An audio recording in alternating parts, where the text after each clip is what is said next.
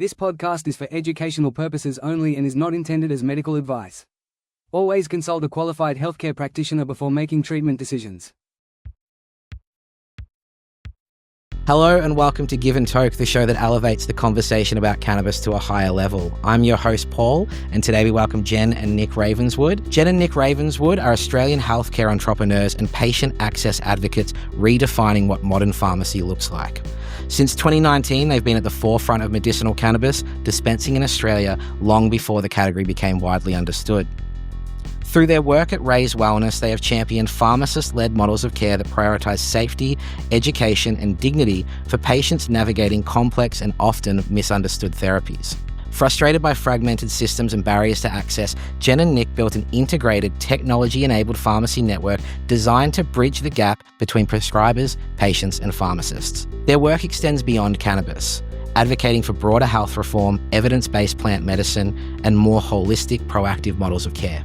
Nick has contributed to national regulatory submissions and industry education initiatives, while Jen focuses on systems of design, digital health, innovation, and scaling patient-centered infrastructure. Together, they are strong voices for responsible access, higher clinical standards, and a future where healthcare is personalized, collaborative, and outcome-driven. Today on Give and Toke, we'll explore the evolving landscape of plant medicine, pharmacist leadership, and the broader movement toward integrative wellness, grounded in compassion, regulation, and reform. Jen and Nick Ravenswood, welcome to the show. Thanks for having us. Good to see you, Paul. This has been a long time coming, but it's so nice to be here in Brisbane in person in this beautiful space here. It's really nice to have you guys. I'm a fan of the work that you do at Raise. I'm a fan of both of you as people, so it's really nice that we're finally getting this done. Yeah, likewise. Super excited to be here. I'm going to kick it off. I'm going to make it easy for you guys. I want to start right at the beginning. And Jen, I'm going to go with you. First pharmacy job. Where was it? What surprised you? And what did university not prepare you for? Okay, fantastic question. First pharmacy job would be at Terry White Veranda. I was a second-year pharmacy student. I was actually located across the road from the PA hospital. What I wasn't prepared for was it was actually the exact pharmacy I was located across the road from the room that I shared with my mum while she was undergoing acute myeloid leukemia therapy. And I watched a lot of people leave and enter that pharmacy every day for weeks on end, as I had her in the room with me. And I watched people change in their demeanor as they enter the pharmacy and leave the pharmacy. And I knew whilst I was studying pharmacy, I wanted to, work there and help those people that I am literally watching every day. And when I actually got the job there, I connected with those patients and I realized the impact of just a 1 minute or 2 minute interaction and how much that could profoundly change their day by just, being there for them. I think that really served as like the basis of my ethos as a pharmacist to lead with empathy. It's deeply personal, obviously, this experience for you and getting involved in this work. And I think that drives the great work that you do. What did university not prepare you for in this space? I think it didn't prepare me for, real life health, regulatory, and health infrastructure. I think it just teaches you pharmacology, obviously. So science degree, chemistry degree, and biology degree. When you actually step out in real community pharmacy setting and you're working with the general public, you see more real life struggles, and it is a lot more complex than just delivering pharmacotherapy and counseling services. When we talk to a patient, we're exploring their entire world, where we are also prescribing socially as well. Like, what are you doing at home? Do you have support? How do you get around? Can you come and access the pharmacy okay? We are also exploring other lifestyle interventions, alongside the antidepressant prescription. We may ask, well, are you journaling, you meditating, are you seeing the sun? Really simple, basic things. But these are the things that aren't really taught as first line. That's right. That's generally our approach, is to make sure that it is holistic care, that we are going to root cause, and that we're not just dispensing pills, because we've been in pharmacy long enough and we have seen enough over a decade that dispensing pills alone, we don't see the best patient outcomes, just from pure personal experience. Beautiful. There's so much there that you touched on that we're going to continue to speak about through this conversation. That's lovely to start. Nick, what about you? First job, and what did university not prepare you for? Yeah. Look, first job, this is what I'm paid for, because I did do at school we had a placement where you did work experience. At the end of that work experience, I said I'd never be a pharmacist, actually. So and here you are true today, story. Yeah. But I was out the back packaging fragrance. So I think I had a pretty skewed view at that time. First job was actually at a Terry White as well, actually.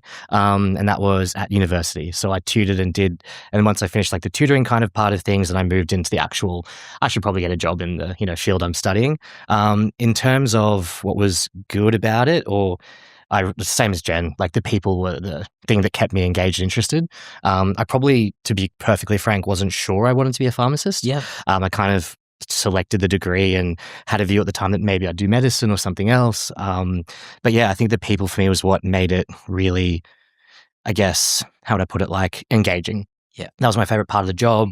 Yeah, it's the rewarding part. For me, I've always been, I guess, in my interactions with people, I find you get like little to no benefit of telling someone what not to do. Yeah. Don't do that's bad for you. Like it's like your parents talking to you, right? They're just like, if they say that, you're like, well, why not? I'm going to do it anyway. I'm going to go do that because they said not to. Yeah. Exactly. So then for me, it became like, I guess that social psychology bit as well that Jen touched on, where it's about understanding the person, understanding their motivations, and then understanding like if they are doing something wrong, I'm not here to judge that. Yeah. But like, why? Yeah. Right? Like I would just have a chat to them and be like, so why are you doing that? And then you'd find that you can actually change their behavior through that open conversation. And that's probably, you get taught the basics of that at university, but I found probably the surprising thing for me was how effective that could be and how much more effective that could be than just the prescriptions alone. Yeah. Yeah. So I guess I'm really echoing what Jen said here. And I think that's probably where we align a lot as pharmacists and professional and colleagues. Then I guess it's also like really like a worldview as well, right? Yeah. So we both, I guess, really value that interaction with people. And yeah. That means a lot to me because I think it nicely shows the obligations in cannabis to do more than just prescribing to people, more than just giving them, sending them on their way, but more importantly, inquiry rather than imposition. Why are you using this? What's the purpose? I'd love to see that across healthcare and across cannabis too, because there's so much unknown knowledge, so much we don't know. And so when people are asking questions and trying to find out rather than impose, I think that's beautiful. So that's really nice. And it's a big reason why I'm a fan of such a fan of you guys. But I want to get to know the two of you a little bit better. What genuinely helps you reset? This is a hectic industry. You're business owners, you're partners in business and life. How do you guys reset? Is it something you do together? Is it something you do separately? Nick, I'll kick it off with you. Yeah, sure. I guess we probably treat like there's the whole work-life balance thing. I don't know if we fully subscribe to that because I think at one point we tried to do that. Yeah. Like full context, I guess. Like when we started Raise Wellness, I think that was business number 7, if I'm correct. Yeah, in 8 years. So 4 other businesses at the same time as starting Raise Wellness. So that was, but we did it purely out of like pure drive to build something that we really wanted to build for patients. Yeah. But I think in those times, we realized that if we're going to really like kill ourselves over something, let it be something so worthwhile that it doesn't feel like work. And that's when we truly believe in finding a career path that is in full alignment of ourselves as people. That was the most important thing. Then it becomes work-life integrations. We don't work-life balance is a pipeline dream for us, but work-life integration for us works for us. And we get to work together as husband and wife, but we also get to work together as co-founders. Although at work, people will know that we aren't like pet names. No. Babe, just bring us that love, sweetie. That would be strange for everyone. Yeah. Business. But like, how do you reset when you come home? Yeah, I guess like for me, I guess I've trained at the gym for like, I'm 35 this year. So 17, 18 years. Yeah. For me, that's like physical health for me is really important. I find if I like let that slip, mentally, socially, I just really I don't feel great. Yeah. So I think, look, we preach the whole, be proactive with your health, but we actually do try and live it, within the constraints of running multiple businesses. So for me, like the pillars are really important to me. So like exercise, nutrition, sleep. Yeah. Like I love, we love, going on holidays to be able to reset, but that's few and far between, doing what we do. So I think the daily rituals are things you need to really incorporate. Yeah. So like for us, and for speaking for me personally, training is really important. Eating well is really important. Spending time with our dogs, that's always a nice reset. Unconditional love is a great way to reset yourself. So it's always amazing to be with them, family, all that kind of thing. So social connection is really important as well. And then, I guess a practice I've taken with me for a very long time, and, I go in and out of it, but meditation, mindfulness, it's like a big buzzword these days, but I've probably been doing that since I was about 17 as well. I think for me, I realized that I think a lot.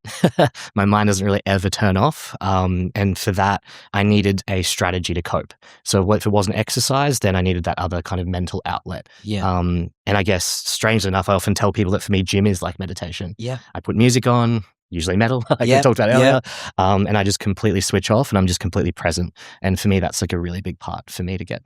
I'll have to share my Screamo workout playlist with you. And look, Nick, keep at it. You keep training. You might end up with a bod like this. So keep at it, mate. Who's the worst at bringing work home with them?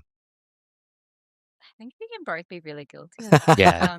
Well, like, I guess for me, like, I am in a full different sort of like mode when I'm in like during business hours in order to be able to like lead, in order to be able to show up, in order to be able to be what my team needs of me. But then when I come home, and I think I'm really grateful for is like I get to just be Jen, Nick's wife. Yeah. I get to just rock around in my sweatpants and cuddle my dogs and just melt into that role.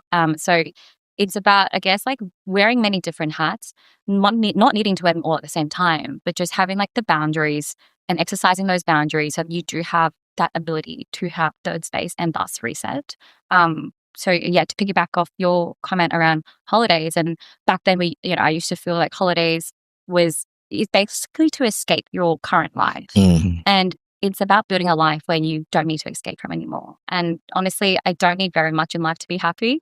And by having my family, my loved ones and my pets around, like I'm quite fulfilled. And if you're fulfilled in your personal life, you can then perform in your business life. But I guess we can have a whole like conversation around that.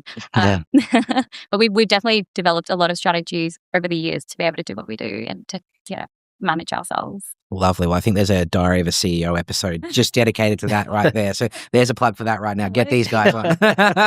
Big fan. Yeah, he does good work. Yeah. So let's talk Rays. You're a dispensary in Brisbane and in Melbourne as well, offering patients an excellent experience, dedicated to the beautiful aesthetic that I think this space deserves and everything in between. When did this idea move from idea to inevitable? Good question. Probably. Yeah, that rewinds back to basically when we first received a medicinal cannabis prescription in our pharmacy, a little pharmacy in Norman Park, 2019, and a patient walks in with one. We had never had heard of it being legalized until at that point. Wow. We actually rang Queensland Health. We both looked at each other like, is this legal? Is this legal? Like, what can we do with this? And, they talked us through it. We ended up navigating the whole complex system to get that first script sorted. In total, it was 6 weeks from prescription going to the pharmacy to us being able to deliver that medication to the patient. At the time, the process was very convoluted, no e-prescriptions. We realized that we were ordering it from a pharmacy who was imported from Canada, and like there was only about 3 ranges on the market at the time. Kudos to the patient who figured it out. But then we felt a responsibility to figure it out ourselves. And that's when we went down a deep rabbit hole. And we're like, 6 weeks is not good enough, because that's 6 weeks of not just administration delay and logistics delay, but it's 6 weeks of the patient remaining in suffering.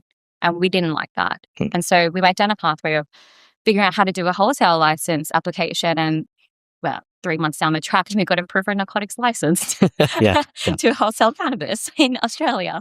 And with that, it was purely to help cut that 6 weeks down to basically 2 days. Yeah.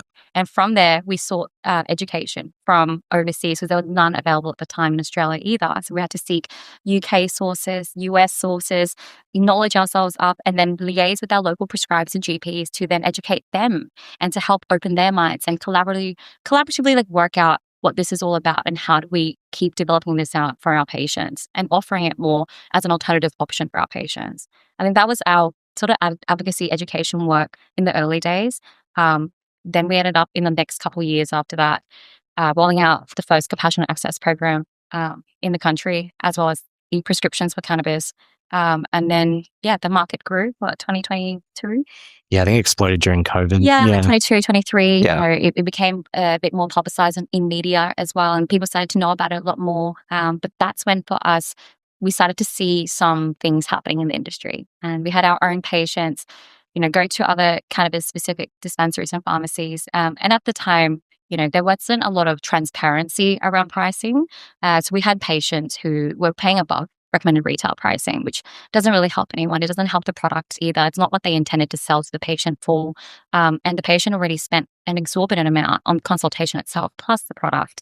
So by the time they get to us and they say, I can't get my script, it's actually held at that pharmacy and I am unable to access it unless I pay $15 for the fee. That was during those days where it was just hard to navigate this fragmented, new, emerging industry.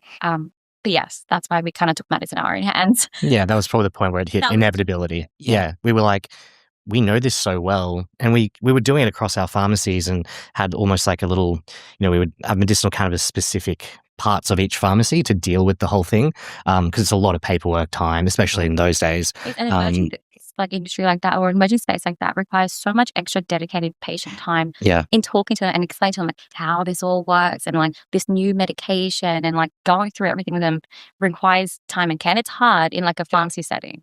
Lots of professional services you juggle. You're jabbing COVID vaccines and you're doing all sorts of different things. But patients we felt deserved better. We wanted to really enter the space and we knew exactly what we wanted to build.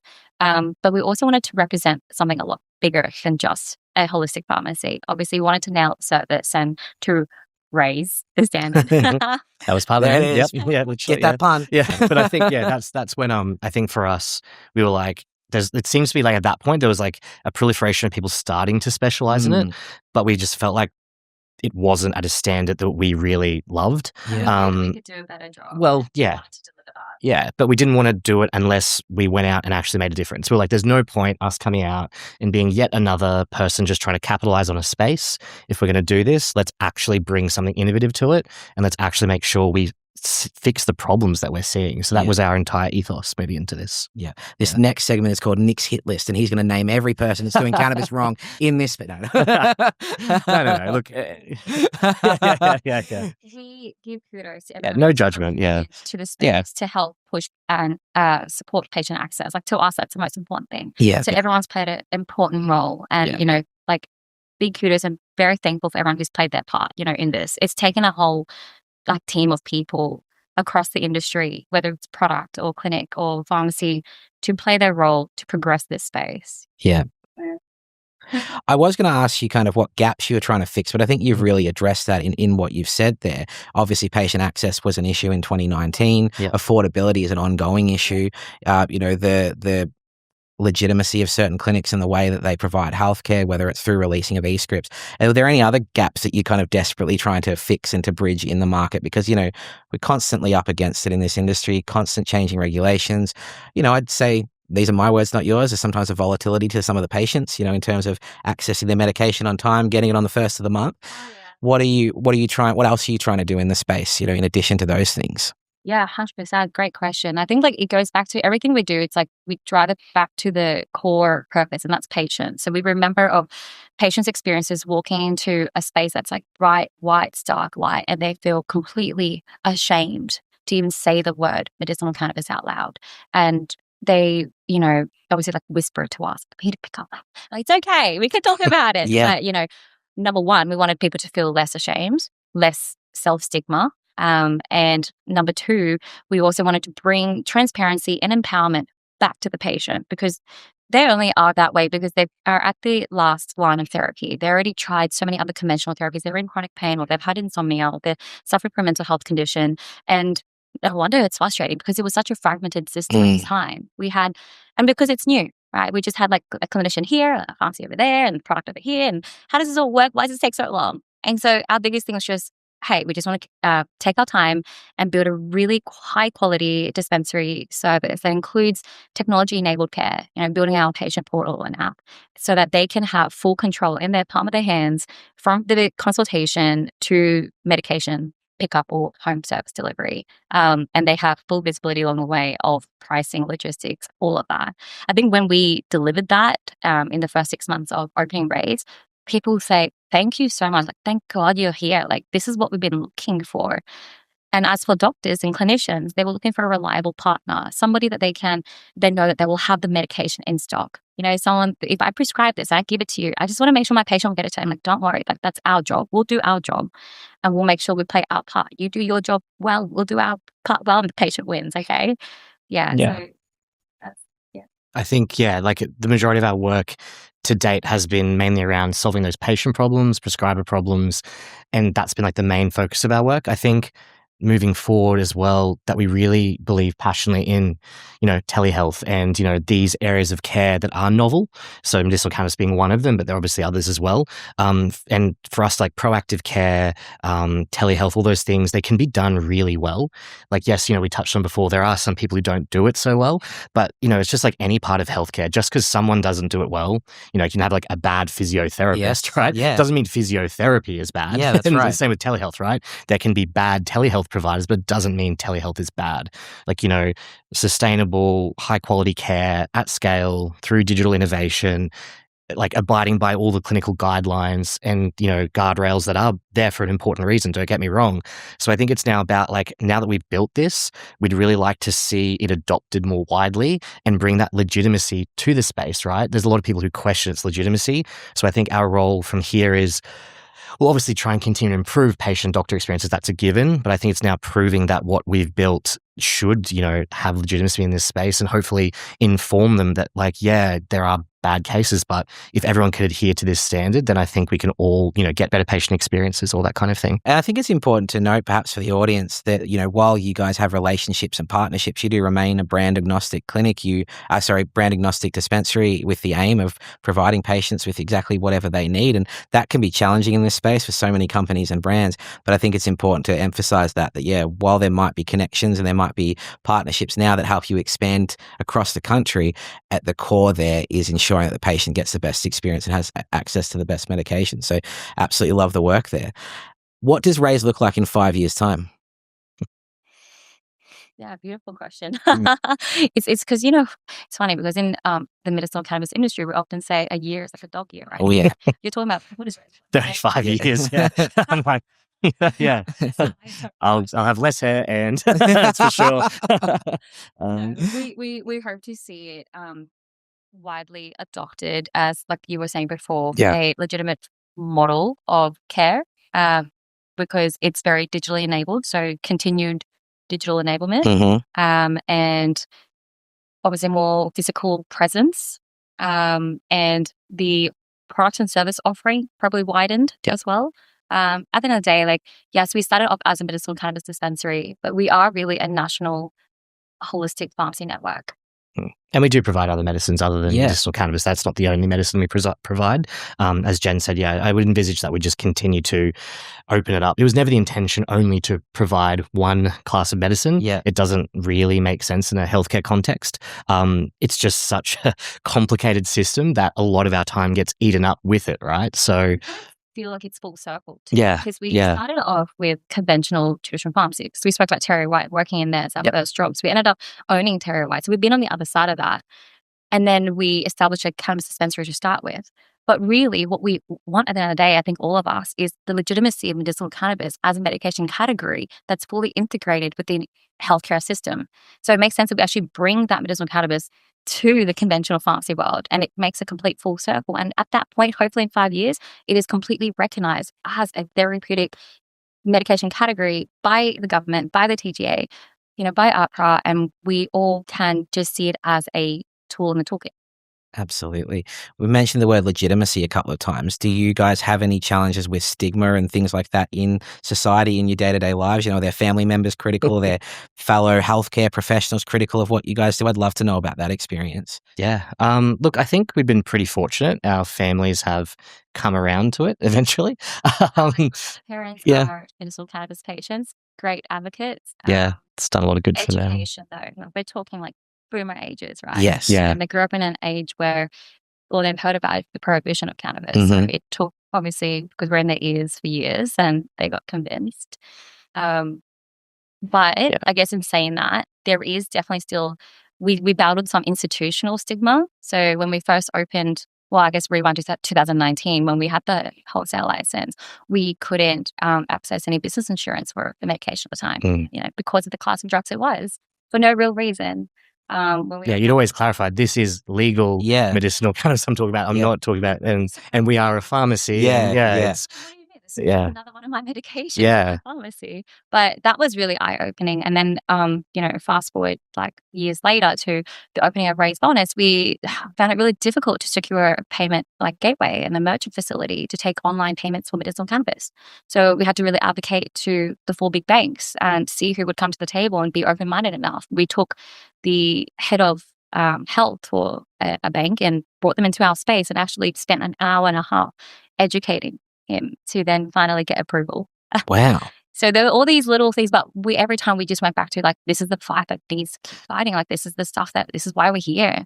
Because we can open the doors here for someone, like for ourselves, we can open the doors for other businesses and other people, and they can help patients that way as well. Yeah, there's like a great responsibility there, isn't there, beyond just your own interests? Yeah. I think we were pretty fortunate though. We'd at the time when we first got introduced to this, form of medicine, we'd already established ourselves like in the community where we were. So like a lot of doctors knew us. They knew that we, practiced really good, like we had good pharmacies that took care of patients, and we were wearing a white coat. So when we did speak to them about, hey, there's this new option on the, available, we weren't just like ridiculed, you know what I mean? Like thankfully, I think we never had that experience where people just, laugh us out of the room or something. Like I'm sure that happened in 2021, and Channel 9 did come and talk to us, and we were wearing the white coat, and that's when we talked about medicinal cannabis on national television. And the very next day, some of the patients walked in and like, Jen, Nick, you guys sell weed here? And I was like, look, that's really funny. But you saw this segment, but let's sit down and actually unpack this. Let's unpack this. Yes. And yes, it is legal. So we enjoy those interactions because we realize we can change minds one person at a time. Absolutely. By doing what we're doing. Yeah. So I think thankfully for us, because we had that background, and I think it is hard for some people in the space where they maybe don't have a health professional background and they're operating in another part of the industry, and it can be seen sometimes that they don't have that credibility attached to them. So I think that's what we've always really tried to do, is bring credibility to the whole space, because obviously the evidence is still emerging, all that kind of thing. So there are challenges when you do put your health professional hat on.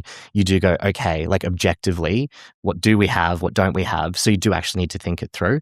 And then I guess going back to stigma, I guess for a lot of people, right? Like I've thought about this a lot. I'm like, why do so many people who are otherwise incredibly intelligent seem to have this like hang up when it comes to not even just medicinal cannabis, right? Anything.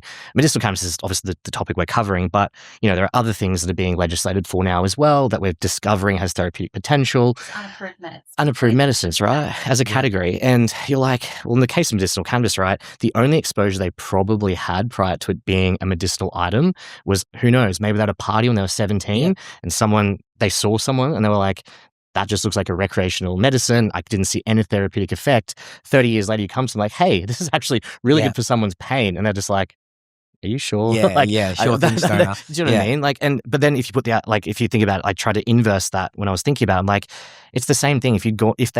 If this wasn't medicinal cannabis, it was a prescription medicine of some description, but it wasn't a prescription, like, I don't know, I probably shouldn't give an example, and then someone was using it at a party, and then 10 days later, or years later, someone goes, that's actually really good for heart disease. It's the same thing, right? That goon bag is killer for your arthritis. Right? Yeah, that's not happening. So I think that just contextualization, it's jarring. Yes. It is jarring. I don't blame people, right? Like you have that, the only interaction you've ever had is in that setting, and then someone comes to you years later like, hey, it's actually really good to do trust me. Right? And the evidence is still emerging, but trust me, it's great. I get that. But the way to then change minds is then to take it out of that party context to then a scientific context. And we find that when we break down, and this is probably where the pharmacist side kicks in, and we use layman terms to explain the endocannabinoid systems, cannabinoid receptors, how the medication works, why it works and for this condition, then it clicks. And they go, I see, I understand the therapeutic value. And that's what we used to do when we were still more one-on-one with patients back in the day, and to get the drug message across so that people understand. I think that's actually been a great way for us to educate the general public and those who were skeptical. But I guess also stigma is an interesting one. Stigma actually fueled us to have race look the way it does. Yeah, that's true. Yes. Yeah. So if you've seen the space, it's been designed with a lot of intention to make it a very calm, welcoming, warm space that is very community driven. Like we have the spaces we run, like even breathwork events, community patient events there, because we wanted to build a very caring environment that patients feel comfortable to enter. And also for it not to look like what you would imagine a cannabis dispensary would look like. To steer away completely from the stereotypical versions of it. And for someone to like walk down from James Street, grab a coffee, grab lunch, walk past and go, whoa, what is that? I want to go in and check it out. And I want to chat to the staff and find out what this is all about. Like, that's great. That's creating conversation. That's changing minds. And that for us is, part of the mission as well. The wider mission. Yeah, that's lovely. I want to zoom out a little bit to the system. Yesterday was the 10-year anniversary of legalization in the country. At times, I'm incredibly optimistic about what we've got and where we're going, and other times, I'm fearful about what might be taken away in a reactive sense. Why does it still feel so difficult at times, 10 years in? I guess I'll start. Yeah, I mean, it's probably multi-layered, again, a lot of these things, but at the end of the day, it was legalized for an incredibly important reason, right? So maybe some of your listeners already know the story, but obviously, Lucy Haslam, fought incredibly hard. Her son obviously had cancer. She's an amazing woman, did an incredible job at getting it to legalization. And in that context, the way it was legislated was that it would be through a pathway that we know as the SAS/AP, system. And that system was the only one that kind of made sense at the time. So you're basically trying to take a medicine that is novel and unapproved, and we don't, know a lot about it. But the only way for that really to make sense in the frameworks we have legislatively as a country in healthcare was to put it through that pathway. And I believe that at the time, they really thought that it would be quite a narrow, segment of people who would use it. And there wouldn't really be this volume that we've gotten to now, who now use the medicine and, rely on it for a lot of people as well. So yeah, you get fearful that they will take that away, of course, but I don't think that their intention is to ever take away people's, quality of life and access to medicine that materially improves their life. I think they're just obviously looking at safety signals and does this actually fit our model properly? And for medicinal cannabis, it is difficult. So it doesn't really fit that pathway, you know what I mean? Like anymore, because it's such a large volume, number one. And then the way most medicines are taken to the country is they come with evidence, and then we put them into the ARTG, as we call it, and that's where all the prescription medicines live. But this doesn't really fit into that because the burden of evidence usually in that case is from like randomized control trials, all those big cohort studies, etc. It's time, it's money, it's huge, right? Yeah. But they have patented drugs as well, and there's no real incentive for anyone in this space when it's a plant to get a patent, because technically then everyone can use the same patent. So cannabis is a difficult drug to fit into that entire model from like multiple angles. The biggest thing about randomized control trials is that it's, like I was saying, it's like a single molecule, right? Like Panadol. Yeah. It's Panadol. It's one ingredient with some fillers that form a pill. When it's medicinal cannabis, you've got a plant with, THC, CBD, 100 plus other minor cannabinoids, terpenes, volatile like the list is enormous. So the entire aim of doing a clinical study is to narrow the variables. When it comes to medicinal cannabis, the variables are enormous. So it's very difficult to put that into the same framework as everything else that regards prescription medicine. So I understand where they're coming from. And I think that we do need to obviously address how we want to figure out this plant moving forward, and engaging with them about how to best do that. I think that's the important thing. And I'm very grateful too, like just from being in the rooms with the TGA and listening to them, that they are willing to collaborate with the space so that we acknowledge this doesn't fit in the current framework. We want it to work. We do not want to put barriers up to patient access. I think that there is an alignment in ideology there. And, we look forward to, I guess, helping figuring out the solution going forward. Yeah. So that they will remain here as a therapeutic form of medication, for the next few. Yeah. It is uncharted territory though. So Yes. For all of us. So I think that's why, we have really robust and strong, good healthcare in this country. And I think that's a really important point to make. So you don't ever want to do something that kind of like, skip steps, right? Because then you're setting a precedent that we should skip steps in other areas of healthcare. And that's obviously not the intent of the medicinal cannabis industry, but with the frameworks we have, like, how do we make this work? So that's just going to be an evolving story. And I think we all need to contribute to that conversation and ensure. It's still the same fight. It's still, it's still, the same, figuring it out, just constant problem solving, but all with good intention and with patients at the forefront of our minds. So that's always I think we will be able to figure out a path forward because we have to. Yeah. Where are patients falling through the cracks? This is a legitimate medical system. We do want people to receive great care. Where are they still not being heard, helped, listened to? It's a tough one. I think in this space, you've got people who probably their expectations. Sometimes, I think we're at a point most of the time, and this is probably speaking from our experience and, what we've built. I can't really speak for other areas of the industry because I guess I'm not there. You hear stories, but, I'm not really, who knows, right? So I think for us, with patients, it's kind of what we've got back to at the start, education. A lot of the times, it's matching their expectation, and where their expectation is sometimes, I wouldn't use the word unreasonable, but it's just they're not coming from a perspective that you would think they would because you understand the system really well. And I think sometimes there's where that can create the adversarial friction between a healthcare practitioner and a patient. We try and remove that by talking to them, educating them, getting to their level, explaining the system.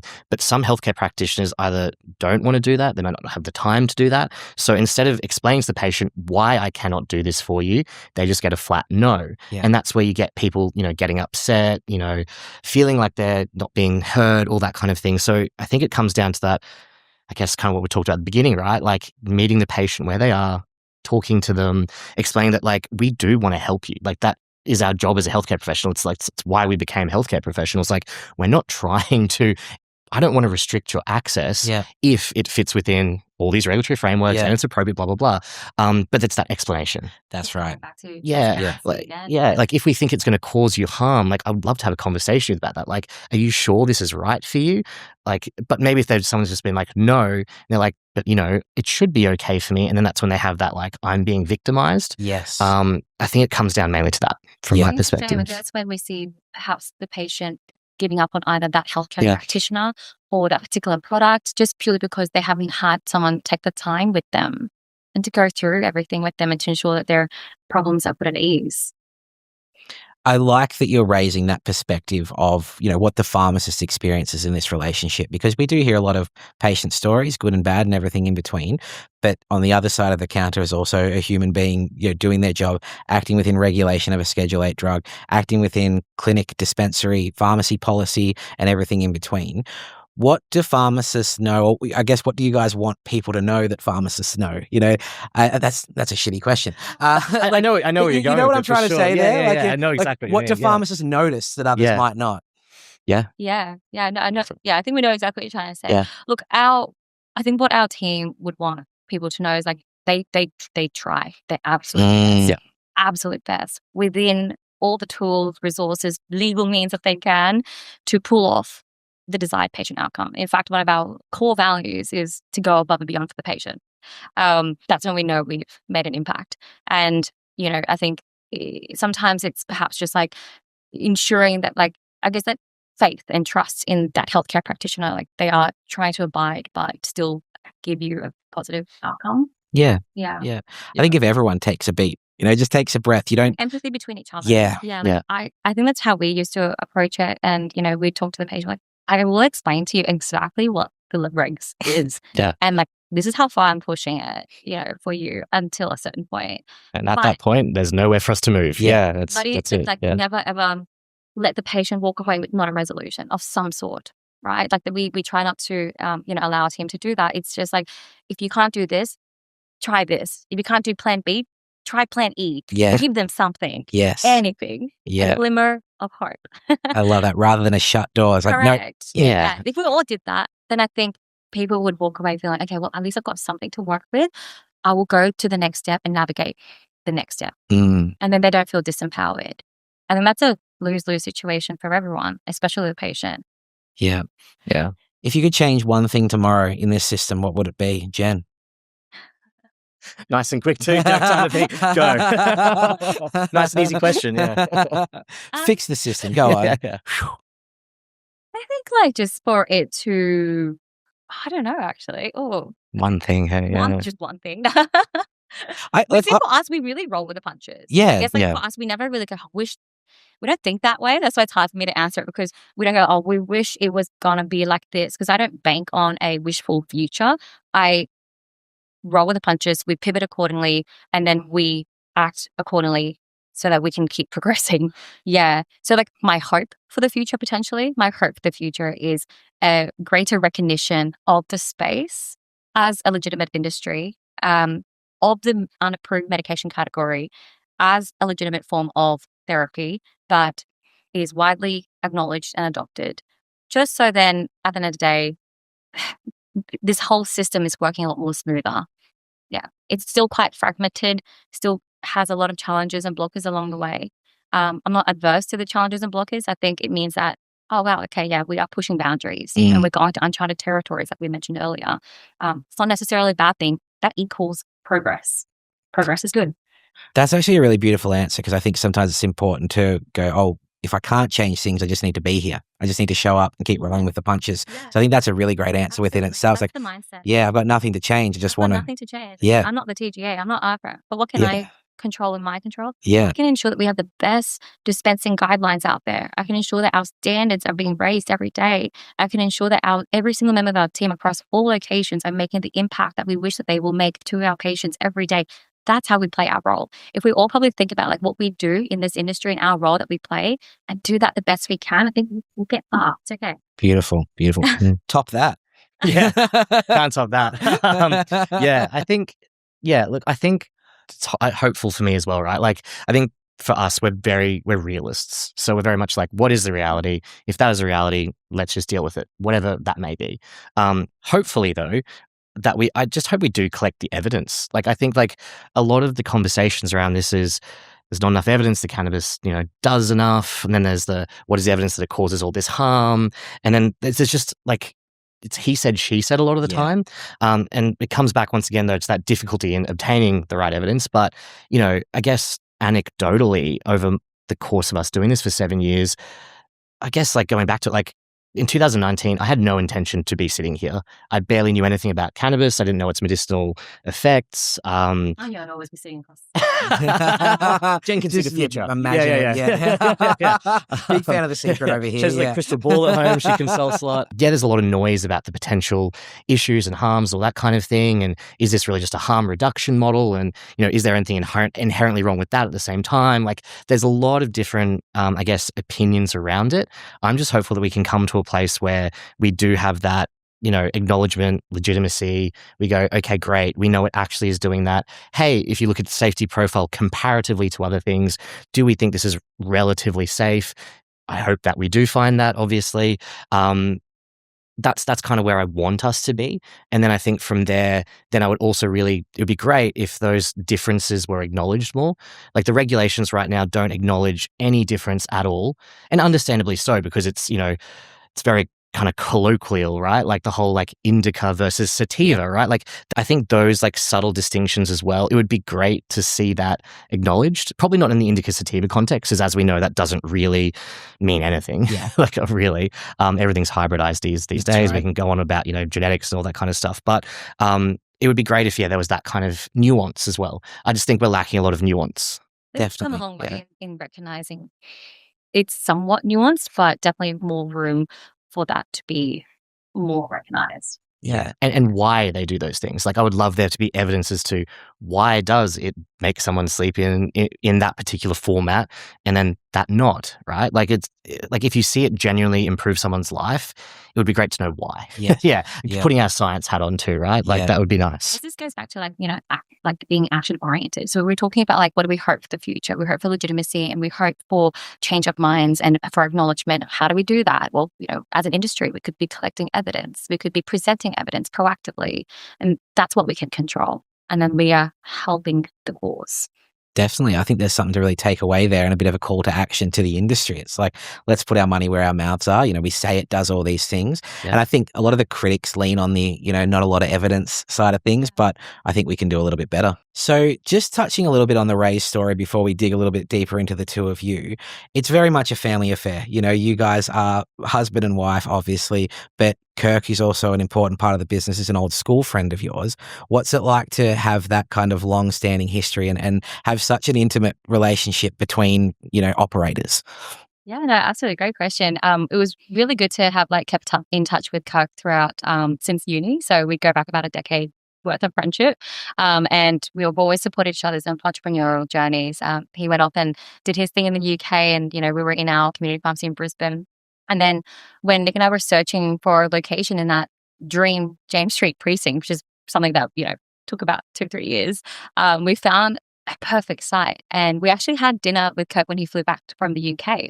And we caught up and said, look, there's this really, really, really want to build this big holistic pharmacy. It's going to be a hybrid model. It's going to look like this. It's going to be this name.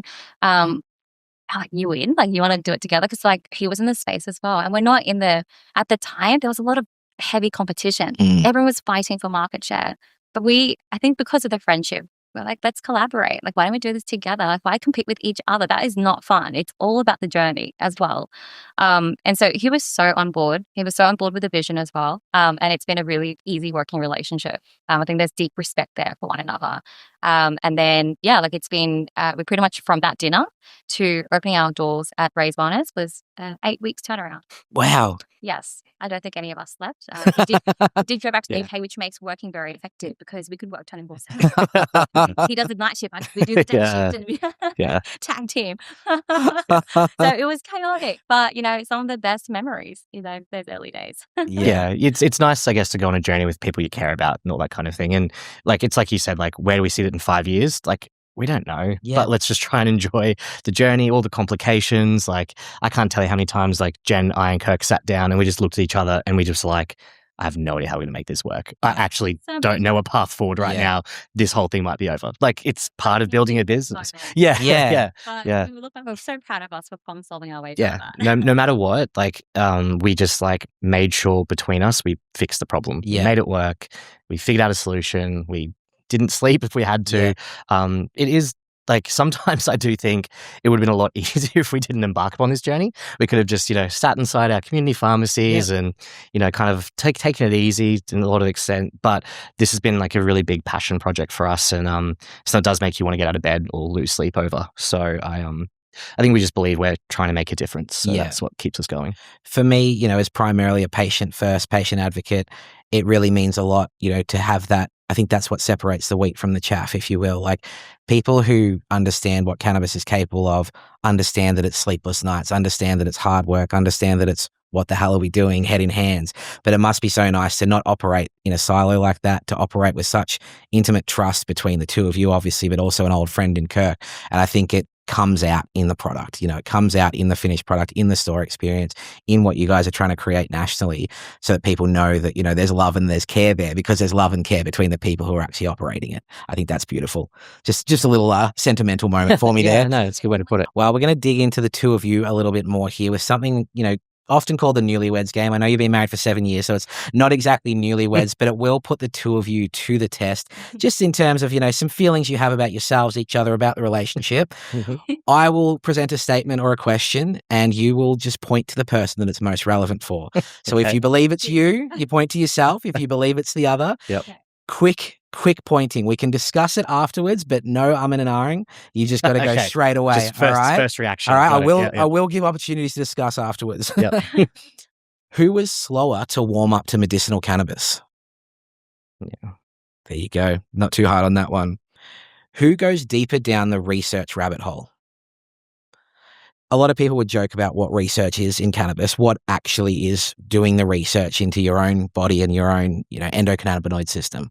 Yeah, sure. I mean, look, I suppose rather than my own, probably a lot of it is around where are we with evidence globally? So, I mean, we were talking about before how there is a general lack, but yeah, I guess because a lot of the associations we've been part of, we've been really grateful to have access to, evidence from like Israel, like back in the day, right? Like they discovered CBD, 50, 60 years ago now, right? And then it became popular in the US, like I think it was closer to the 2000s. So it was like almost like a 30-year lag. So for me, it's been really interesting to go back and actually see, where it first came from, how we use it, where we're at now. I guess because we use it in practice so much as well, right? Like, everyone talks about terpenes a lot. And, a lot of people say, oh, I love myrcene. Like, I know that if it has myrcene in it, it's great. But then if you look at the research and like you look at Californian like genetics labs, I think myrcene is the top primary terpene in like 59% of medicinal cannabis, or I guess recreational cannabis there. So if that is the case, you should like 60% of the products. And that often isn't the case, right? So then that prompted me to be like, okay, so what is it? So then we even traveled to the US, right? And did visit some people there to try and really get an understanding from those people who have been doing this for generations. We're pharmacists, we're babies in this space, right? So we really wanted to understand where all that came from. And it's been fascinating. I guess I just always am interested, whether it's medicinal cannabis or any other novel therapeutic. I just really like to learn new things, see how things are used differently, and then, ideally how they can improve human well-being and performance. Lovely. Who is more cautious when regulations change? Oh, nice one. Nice one. Who pushes harder for reform? Nice. Good balance here. Who is better at saying no? Just revealed the good cop, bad cop scenario now. I'm the boring person who's always like, I don't know if we can do this, guys. It sounds amazing, but let's take a step back. Now everyone's going to know, talk to Jen. Yeah. And don't let her talk to Nick before he says no. Who would secretly enjoy running the system if it all got rewritten tomorrow? Yep, nice. Jen, you've got this. Yep. And lucky last, at home, who gives the better health advice? There you go. Yep, excellent. So I'm the boring one the whole time. Have you had a glass of water? Have you been for a walk? Yeah. Have you taken your vitamins? I put them next to you. You still haven't taken them. Pills in my head. Yeah. I'll be like, I literally gave them. She's like, where are they? I'm like, we had this conversation. Yeah. There's the lovely, matching things about marriage that lots of people go through. My wife gets into bed, she's like, I haven't had my CBD yet. Can you go get it? Just like, yes, I can. I think that's every husband's thing, right? As soon as you lie down in bed, there is one thing. There's one thing. It could be anything. Glass of water. Excellent. Well, no, a true powerhouse couple, the two of you. You obviously know each other so well, work together so well. So it's nice to just get some of those insights. I want to kind of, as we head towards the end of the show, wrap up with a further discussion about alternative medicines. Because as you said, it's not just about cannabis. It isn't the only thing we are doing and should be doing. There's lots of other things out there. You have both been involved in MDMA and psilocybin reviews. Why step into that space? Is Australia leading, or are we being very cautious about it? Yeah, I guess I'll start with that one. Yeah, so I think for us, we basically just got involved in the down scheduling process. So we wrote a few submissions, were involved for a little bit with the Mind Medicines Australia, started to do the CPAT course, didn't finish it actually because we realized that as pharmacists, we really would never have anything. It was more like it was amazing, don't get me wrong, but it was very much like counseling, like social work, psychology. There were psychiatrists there. And we realized that where a pharmacist fit into the picture was really, we're just the person providing it in a one-off time in the setting, and everyone else kind of does their thing. Yeah. So for us, like understanding all the biochemistry and everything behind it, amazing. But the rest of it, not really where we fit in. But for us, I think I'll speak for both of us. We're very open-minded. So for me, personally as well, it's just like, if you present me with evidence, then I look at it and it seems legitimate. I, look at multiple sources and I can see and verify that, look, this actually does seem legitimately like a good thing. And then you look at the US, for example, right? So if you're talking about MDMA and psilocybin, like they've fast-tracked that there through the FDA, right? Because they haven't had a breakthrough in, treatment-resistant depression in 40, 50 years since we released, SNRIs and SSRIs. So, and it's a huge problem. obviously, as well, right? Like in modern society, everyone's a little bit more fragmented, disconnected. Obviously, we're on a podcast right now and people are watching that, but it's not that like personal connection seems to be missing. And look, there's a lot of reasons for it. That's just one. But things like psilocybin and MDMA, I guess we became passionate about because I guess going back in our story too, with medicinal cannabis, veterans were a big part of that world. I guess we haven't touched on that in this podcast so far, but what they go through, that trauma and all the stuff they do for our country, and and the medications they end up on afterwards, right? Yeah. Like it's heavy duty stuff. Yeah. So for us, that was a really big passion project. Like if we can get them something that where the others have failed, and they often, if they don't fail, they only they keep them existing, right? But they might not be in the healthiest frame of mind. So we were really interested in other things that could potentially improve their quality of life. This is probably stemming back to just years inside community pharmacy, dispensing the same drugs. Yep, over and over again. People who were getting the same outcomes, and year upon year upon year, these people became our friends. Like these people, more than patients. We tried to serve every single customer walked around. Yeah. And so we became friends with them, and we saw their decline. And that's when you really question, like, is this all working the best it could? If there are other options out there, such as MDMA and psilocybin, are we opposed to it? Absolutely not. Let's look at the research, and there is research. And that's why we really endeavored to work with My Medicines Australia at the time to put the pharmacist voices out front and submit as pharmacists to support this rescheduling. And then when that finally happened, like I think we felt so proud and like full of pride that like we played a part in that, just so that perhaps people like our veterans are able to access this type of medication that they weren't previously able to. Yeah. Forgive my ignorance, but are we making positive progress? Like I know now it's rather cost prohibitive for people to experience these treatments, but much like medicinal cannabis, can we look down the track and go, wow, we have come a long way? Can we expect similar from these kind of treatments or otherwise? Yeah. Like it was downscheduled with, to my understanding, not a lot of framework around how the whole thing works. I mean, once again, novel space, all that kind of thing. So I don't think it'll ever end up like medicinal cannabis in the sense that in a community pharmacy setting, I'll ever be handing out those compounds, and probably rightfully so. Like these are really one-off doses in a controlled setting, for those specific patients with a lot of pre medication dose counseling, sitting with them during the experience, and then multiple follow-ups afterwards. So I don't think we'll ever arrive in a high volume market like we have in medicinal cannabis. And obviously, the safety profile is different too, right? So that's I think probably an important caveat. But having said all that, like we're actually a world leader in this space. Like there's not that many countries that have legalized this so far. So like hats off to the government for doing that, right? Like they do seem to, where there is benefit, acknowledge that, which is great. And yes, the cost is prohibitive, but that's going to be when you have that many specialists involved, right? Like in something like that, and it's private, I think. Yeah. Like time. It's time. Duration following the dosage as well. Yeah. It has to be in a fully clinical setting. Hence, to Nick's point, if we don't see it traveling through the regular healthcare system, with pharmacies involved to the extent that medicinal cannabis is. Potentially one day would maybe be covered though. So I think right now that prohibitive expense is in that privatized kind of setting.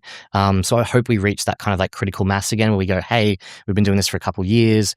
We've got, we can prove that from X number of patients, we've had X response.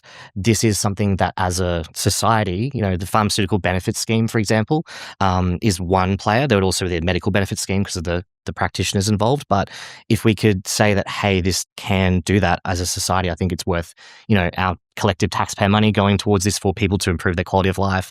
I hope we get there. But it's going to be, once again, I think that time to build that. I think kind of the last word on that is there anything else in the alternative medicine space that's emerging that, we should be getting excited about and should be exploring more in Australia? Yeah. I think there's always new stuff coming out, right? And social media is interesting these days. You tend to hear about it through those channels. But yeah, look, all the hype around peptides, etc., that seems to be the new thing. I've had a personal interest in those for over a decade, so I'm very familiar with them. Look, they're once again unapproved and all that kind of thing, but for the right patient in the right setting, with the right, health markers, they can be very beneficial. So once again, the evidence is emerging, all that stuff in that space too. So we can't really speak in absolutes here, but at the end of the day, I think there are some analogies to medicinal cannabis actually in the peptide space. So we touched on earlier about the endocannabinoid system. So that's obviously a natural system we have in our body. I mean, we weren't taught it at uni, but hopefully one day we will. And basically when you take something like CBD, for example, you're upregulating a lot of those endogenous, as we call them, so molecules inside your body that are naturally there, and you upregulate that. So you get like, a bit of a bump in anandamide, 2-AG. So those things that that are associated with like that runner's high feeling, for example, that feeling of well-being is because of that system, and you're modulating that system with medicinal cannabis product, that being CBD. So when you look at peptides, like broadly, like a lot of things are peptides, right? Insulin is a peptide that's readily available right now. So it's a very broad term, but when you're talking about those specific ones that seem to be gaining a lot of popularity now, there are examples of ones that, once again, this is broadly speaking, they work in different ways everywhere, but they're just once again upregulating a lot of the times things that your body already does that, unfortunately, as we age, tend to decline. Like, it's been around for a while, don't get me wrong. Like, I think it's become popular now, but I see that as another emerging space where I think there could be some potential for therapeutic benefit in the future. Obviously, we need more evidence for it, but yeah, it's definitely another novel and emerging space that I think is coming up. Yeah.